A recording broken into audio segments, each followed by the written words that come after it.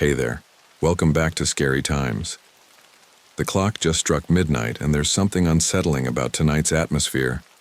I've got some terrifying tales that'll make you question every shadow in your room. If you enjoy getting scared, with us, hit that subscribe button and join our haunted family. Now turn off your lights, put on your headphones, and let Scary Times guide you through tonight's collection of spine-chilling stories. I'm Jason Lee, raised in America. The news of my grandfather's death came suddenly. My mother only said, "He was a traditional rural Taoist priest who spent his life helping villagers with funeral rites." In the deep autumn of Hunan's mountainous region, heavy fog blanketed the area.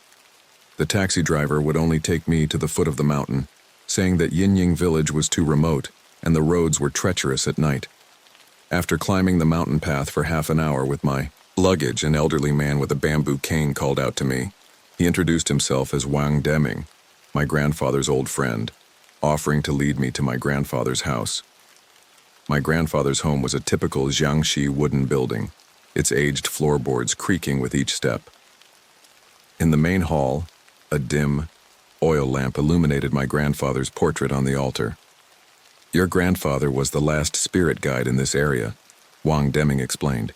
"It's not a job just anyone could do."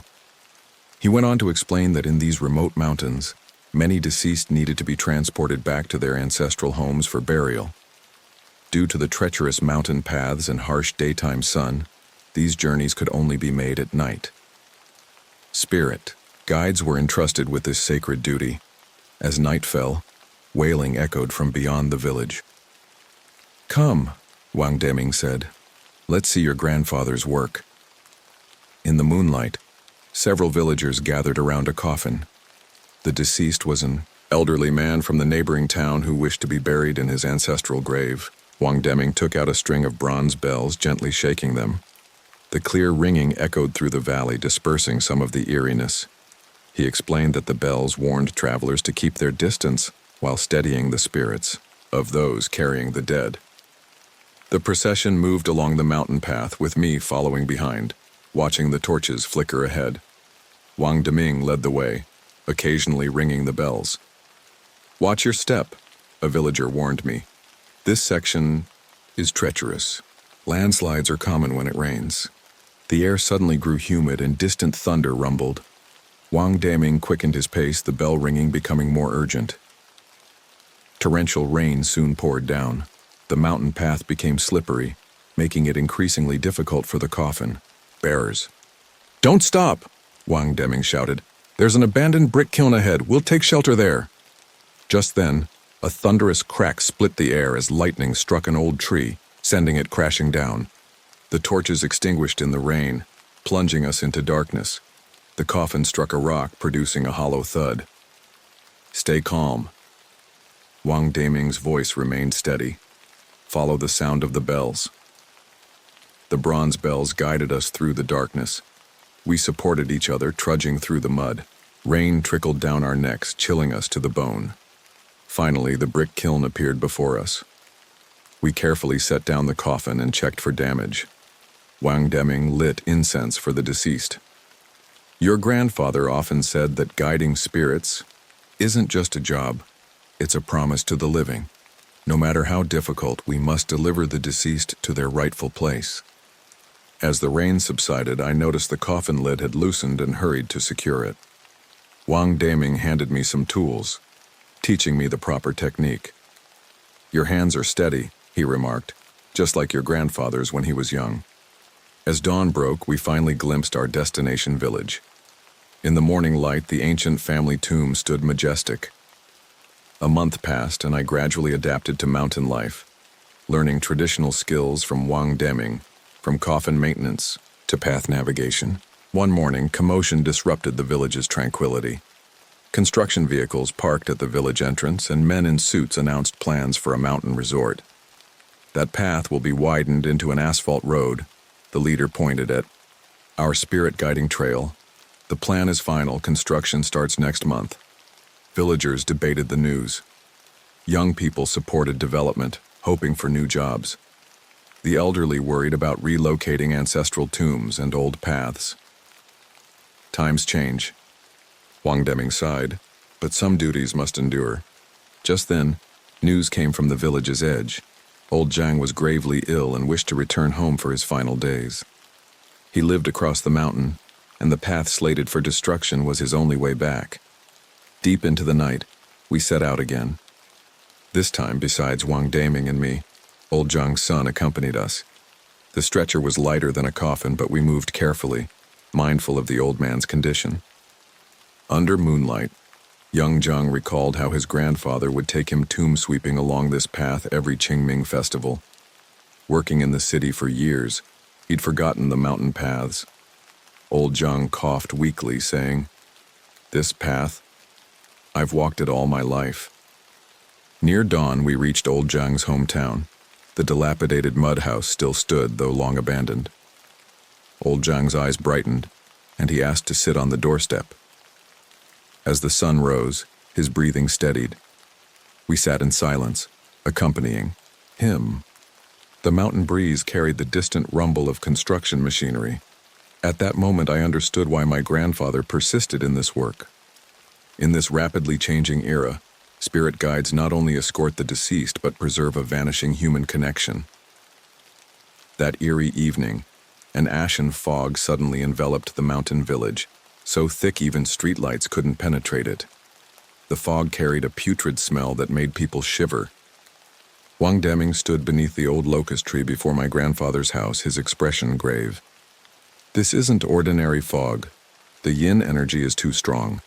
Something in the mountains has been disturbed." Soon after, news came that old Zhao from the village's west end had contracted a strange illness. When we arrived, an inexplicable chill permeated the house. Even in midsummer, it felt bone-piercing cold. Old Zhao lay rigid on his bed, staring fixedly at the ceiling beams, mouth agape but unable to speak. Most disturbing was his shadow, which appeared distorted and disproportionate to his body, seeming to writhe slightly. Wang Daming took out the bronze mirror inherited from my grandfather, its surface emitting an otherworldly green glow with ancient runes carved along its edges. When the mirror was raised, the room's temperature plummeted. The candlelight flickered unnaturally, stretching to nearly 6 inches high. Most terrifying was that old Zhao's reflection was missing from the mirror, replaced by a dark figure looming at the head of the bed, humanoid but distorted, constantly stretching and contracting. Wang Daming immediately shook his bronze bells, weaving ancient incantations into their clear rings. Old Zhao suddenly convulsed violently, releasing inhuman shrieks in an unnaturally high pitch. Several of us had to hold him down as black smoke poured from his mouth, swirling near the ceiling beams. Within the smoke, a twisted face briefly materialized before dissipating into the night. After this incident, Wang Daming finally revealed my grandfather's secret. From a hidden compartment in the study, he retrieved a yellowed notebook filled with detailed accounts of strange occurrences. Newly deceased souls appearing in dreams, begging to find their bodies. Lost spirits wandering the mountains for decades. Lonely ghosts waiting eternally for loved ones. My grandfather wasn't just a spirit guide, he was a guardian between worlds. To address old Zhao's case, we followed my grandfather's journal, setting up paper effigies of boys and girls at midnight. These figures, handcrafted by my grandfather, bore intricate facial features and wore red garments. As Wang Daming chanted and rang the bells, the air grew thick. The candle flames bent unnaturally in one direction. The paper figures began moving without wind, their eyes seeming to rotate, their lips curling into eerie smiles before standing up and marching in formation toward the mountains. Most chilling were the countless tiny footsteps and whispers that filled the air as if an invisible procession followed the paper figures. The next morning, we found the effigies scattered at the mountain's base, their faces blurred as if burned. The ground was covered in footprints of various sizes, adults and children, but each print showed only half a foot, the other half seemingly vanishing into thin air. Strange incidents multiplied as construction crews entered the area. Bulldozers died without explanation. Nights echoed with alternating sounds of women weeping and children crying. Workers frequently spotted processions carrying red coffins on the mountain paths, only to vanish when approached. Tools mysteriously relocated, Shovels left at the mountain's base would appear at its peak, sometimes marked with small red handprints. During one full moon, I woke to the sound of bronze bells. In the courtyard, a figure resembling my grandfather rang the bells, his form ethereal in the moonlight. Following the trail of ghostly blue footprints he left behind, I witnessed an astounding sight. Countless spirit processions from different eras drifting through the mountains like smoke. These processions spanned generations, some in Qing dynasty attire, others in Republic-era clothing, and some in modern dress. They walked without touching the ground as if traversing another dimension. The air grew frigid as each group passed, carrying the scent of ancient incense. One coffin bearer turned to look at me. Though his face was indistinct, I recognized my grandfather in his youth. The mountain path's reconstruction has stirred their restless spirits, Wang Deming explained as we entered my grandfather's sacred cave. Inside, eternal lamps burned before walls covered in yellow talismans. An ancient wooden chest held various ritual tools, bronze bells, mirrors, peachwood swords, and 5-colored talismans, each item radiating centuries of use. He explained that spirit guides not only escort the deceased but also pacify troubled souls. The sound of bronze bells penetrates both worlds, warning the living and comforting the dead. On the final night before construction began, we lit eternal lamps along the mountain path to bid farewell to the century-old trail. Workers uncovered a decades-old coffin of a mountain accident victim. Though decayed, the coffin's carvings remained visible. Inside lay bones and a set of bronze bells, belonging to the lost spirit guide mentioned in my grandfather's records. After, we performed rites for our fellow guide. All construction workers shared the same dream. An old man with bronze bells led a group of spirits dressed in various period clothing, bowing in gratitude before vanishing into the mountains. The strange occurrences gradually ceased afterward. The new asphalt road was completed but mysteriously curved around important ancestral tombs. I learned to balance old and new, driving during day, continuing the spirit guide tradition at night. On clear, moonlit nights, bronze bells still ring through the mountains, my signal to lost souls seeking their way home. I began documenting my experiences. Unmarked graves discovered during construction, wandering spirits seeking help, mysterious cries in the mountains. These records, alongside my grandfather's journal, became a guide for modern spirit guides. In this rapidly changing era, we need someone to guide lost souls and preserve vanishing traditions. Today, when traveling this new mountain road, you might hear distant bronze bells. Don't be afraid. It's just a spirit guide showing lost souls their way home, as they have for centuries, protecting this ancient path between worlds. This duty will continue until no more lost spirits remain. A disturbing dream jolted me awake. In the dream, I stood at the foot of a misty mountain, the distant rumble of machinery echoing through the air. On the hillside, an elderly man in traditional Chinese robes beckoned to me, his lips moving silently. Just as I was about to make out his words, my phone's vibration yanked me back to reality. Sunlight pierced through the glass walls of my office in Taipei's financial district, casting harsh reflections on my screen. As a senior analyst at Morgan Stanley, I was racing to complete a crucial merger report when my phone lit up with my second aunt's call, her third attempt today. "Jia Ming, you need to come home immediately." Her voice trembled with urgency. "Something's terribly wrong here. Your parents have fallen ill and grandmother keeps seeing things she shouldn't." "Could it be the weather change affecting their health?" I asked, my eyes still scanning the data on my screen. "No, it's far worse. Remember what your grandfather said before he passed? About our ancestral tomb? Developers are building a resort there. They've already started excavating."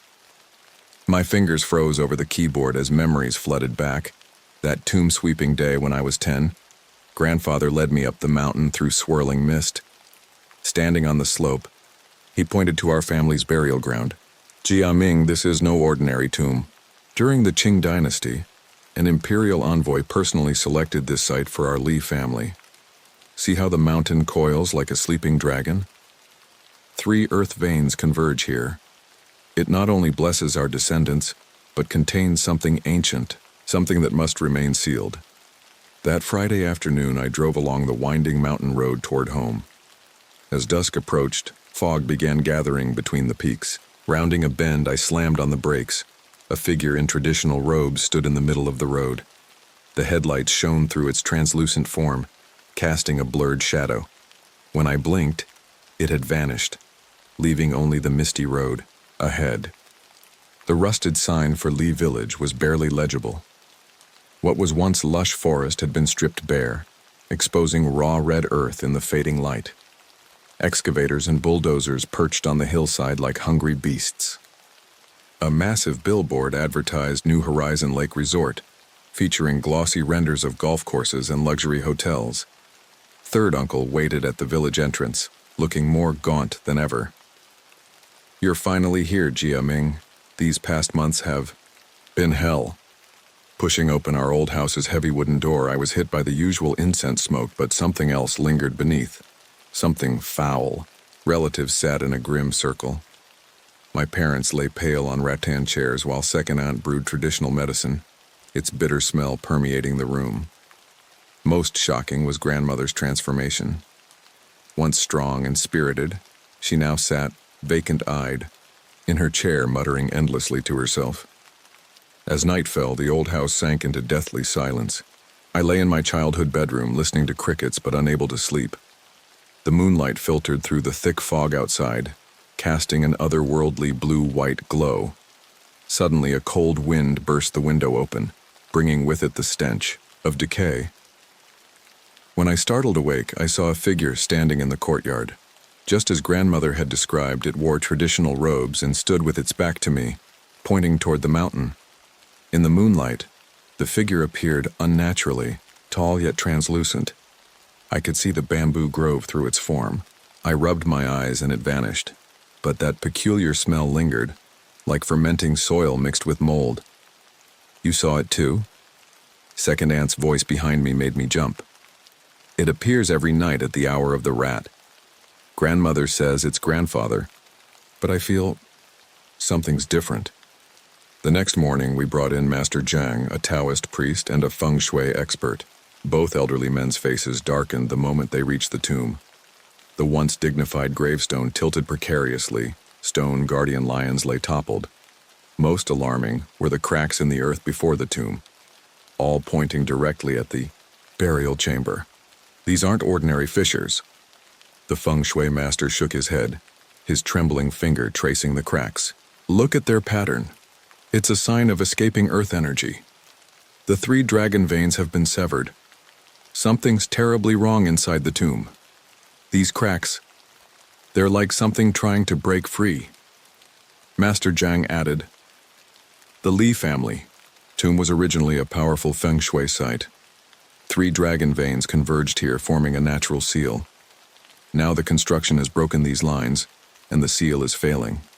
Your ancestors are warning us through dreams. They don't want what's sealed beneath to escape." As workers began excavating, strange incidents multiplied. Steel shovels bent on contact with the soil. Excavator hydraulics burst inexplicably. At certain depths, we'd hear a deep humming from below, like some ancient call. I noticed grandmother, trembling whenever this sound emerged. They're awakening," she mumbled, terror in her eyes. What the Imperial envoy sealed away, it's all awakening. Halfway through the excavation, Manager Chen returned with government officials, more aggressive than before. "Mr. Li, we have deadlines." He frowned at the pit. "All this superstition. We're in modern times now." Before he could finish, a sudden gust of cold wind knocked down the construction barriers. When it subsided, we were horrified to find the excavated pit half filled, and something seemed to be moving within the replaced soil. Master Zhang drew his peachwood sword, traced symbols in the air, and placed talismans at 4 corners. "Back!" he commanded, and incredibly the writhing earth stilled. "We must retrieve the coffin quickly." Master Zhang wiped cold sweat from his brow. "If we delay, more will awaken." After 4 grueling hours, we finally reached the coffin. But raising it proved unnaturally difficult, as if an invisible force resisted us. When the coffin was finally lifted, everyone gasped. Water dripped from its base, emanating an indescribable stench. More disturbing still, the droplets seemed to flow with purpose along the ground's cracks as if alive. When we opened the lid, a horrifying truth emerged.